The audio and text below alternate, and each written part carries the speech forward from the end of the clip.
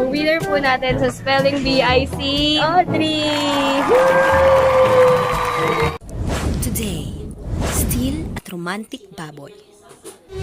Who will win? Abangan!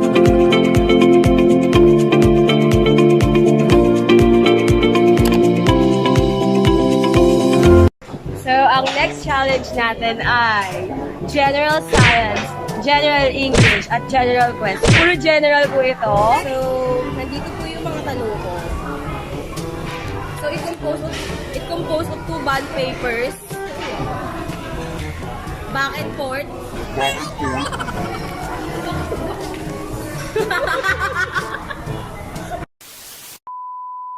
Back to back.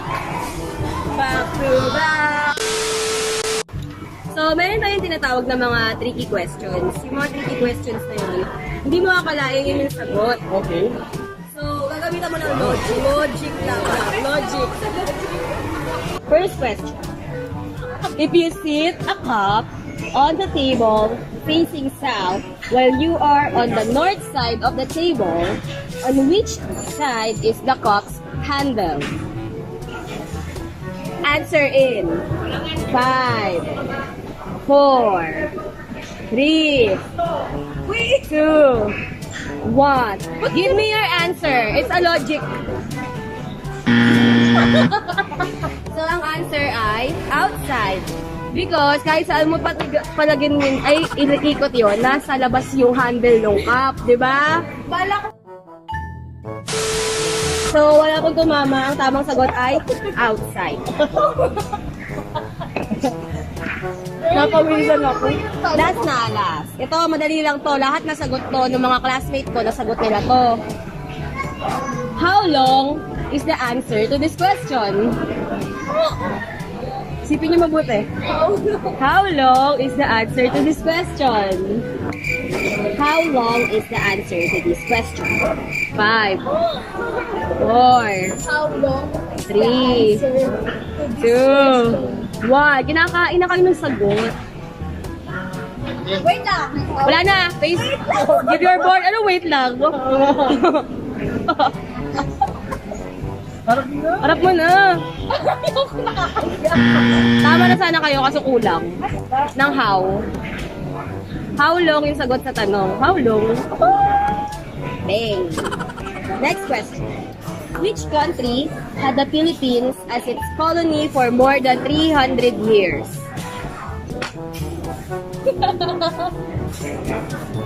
Wow, galing! Tama sila! Yay!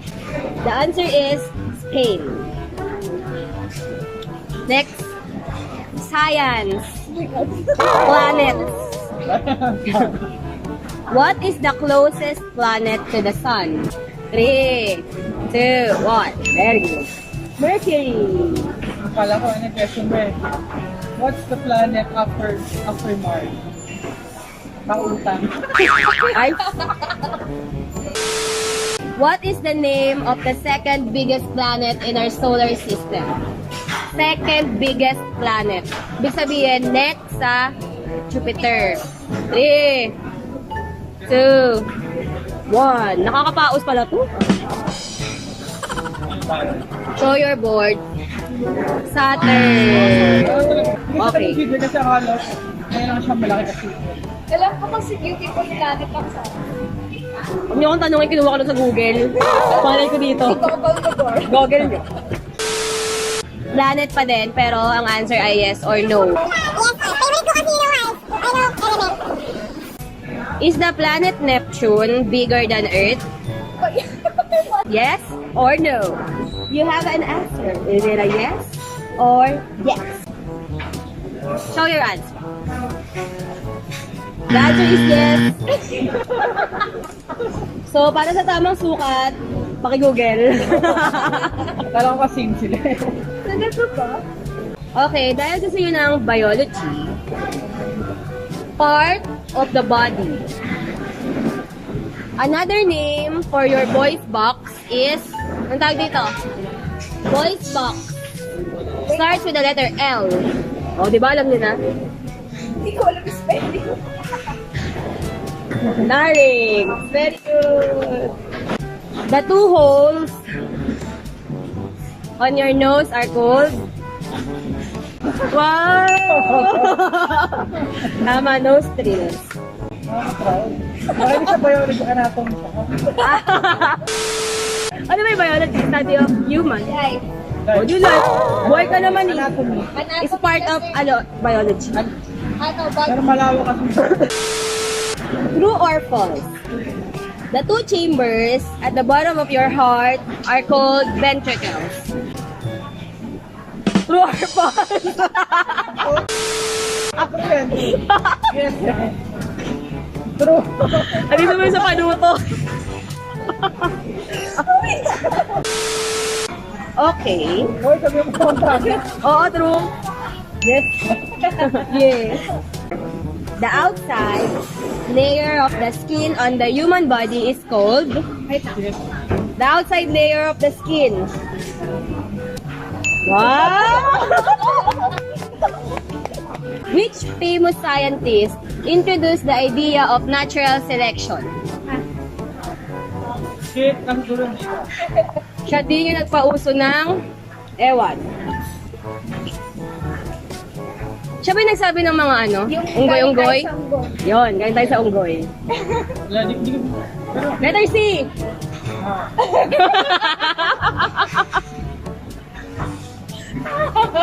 Wow! Charles Darwin! Okay, math. Geometry, to be exact. The perimeter of a circle is also known as, napakadali, letter C. Lagi ka dito, di ba? Ha? High school. Oh. Di ba alam ko na? Circumference. ano sa diameter? Ito, math ulit. What comes after a million, a billion, and a trillion? Pero ba? Meron! Wala lang tayong ganun. Quadrillion! Ba? Quadrillion. What is the first element in the periodic table? Ang dali, di ba? Ay, hindi kita dadalian. 3, 2, 1. Siguro. Oh, pakita mo yung sagot mo. Walang sagot. The correct answer is hydrogen. Pangalawa yung helium. Right. 1 Helium, oh. The center of an atom is called? Uy, G, wait lang. Teka lang. Gusto niyo yung clue? Sige. Letter N. Okay. Very good. Nucleus.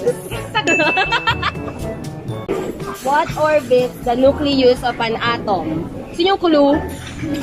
Starts with the letter, ends with the letter S. Starts with the letter E. Electrons. Hala, hindi ko alam kung capital tawag dito. Sige. Pero, what is the capital of Sweden?